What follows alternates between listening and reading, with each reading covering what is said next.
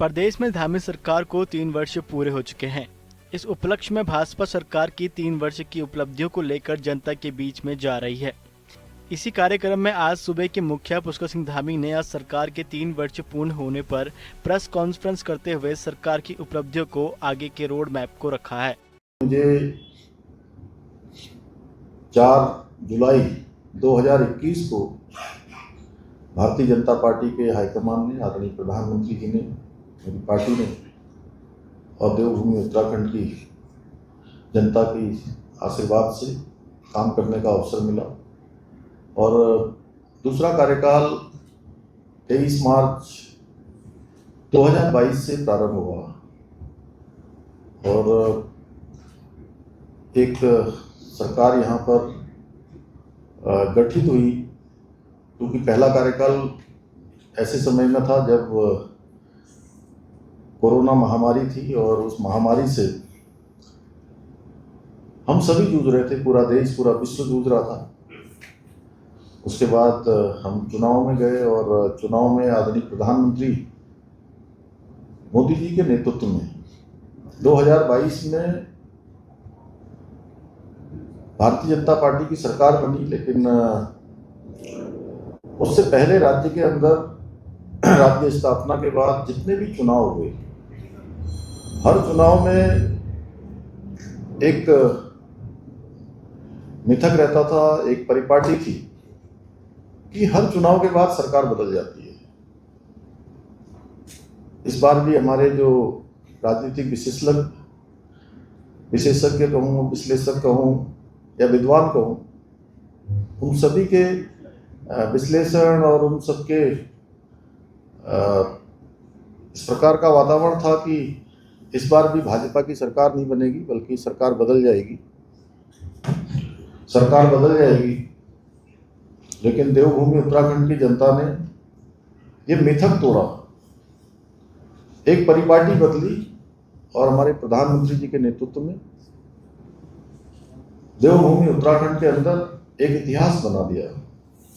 Bharatiya Janata party को फिर से सरकार में आने का मौका दिया और हम जनता की आकांक्षाओं को, उनकी आशाओं को, विश्वास को आगे बढ़ाते हुए अनेक सारे निर्णय लेकर लगातार आगे बढ़ते रहे। कई आपदाओं की चुनौतियां हमारे सामने आई, कभी रैनी की आपदा, कभी सिलक्यारा टनल की आपदा, कभी जल भराव की आपदा, उधम सिंह नगर हरिद्वार में भीषण अत्यधिक वर्षा के कारण अनेक बार हमको पूरे, चाहे चमोली जनपद से लेकर और पिछले वर्ष केदार घाटी की आपदा, सिलक्यारा टनल, पूरे विश्व ने देखा कि एक किस प्रकार से रेस्क्यू ऑपरेशन वहां पर हुआ। लगातार 17 दिनों तक चले आपदा। इस रेस्क्यू ऑपरेशन के बाद 41 श्रमिक हम कुशलता से बचा पाए। पूरे देश के, दुनिया के लोगों का ध्यान वहां पर था। सभी एजेंसियां लगी थी, भारत सरकार की, राज्य सरकार। अभी हाल ही में इसी फरवरी माह में माड़ा गांव का हिमस्खलन, बड़ा एवलॉन्च, जिसमें हम 54 लोगों में से 46 लोगों को बचाने में हमको सफलता मिली। दुर्भाग्य से 8 लोग, उनको हम नहीं बचा पाए। लेकिन उसके बाद भी लगातार अनवरत रूप से हमारी यात्रा चलती रही।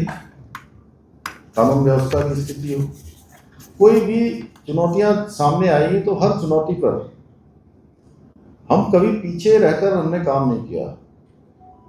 हमारा विश्वास इस पर रहा कि हम धरातल पर जाएं, मौके पर जो भी स्थिति हो उस स्थिति का सामना करें, और आपदा का कालखंड हो, संकट का कालखंड हो, कोई चुनौती हो, हमने प्रयास किया है कि हम अपने लोगों के बीच में खड़े हों और उनके हम प्रतिनिधि हैं, तो अपनों का जो नेतृत्व है वो अपनों के बीच में हो, अपनों के साथ हो। इस वर्ष पिछले वर्ष 2024 में हमने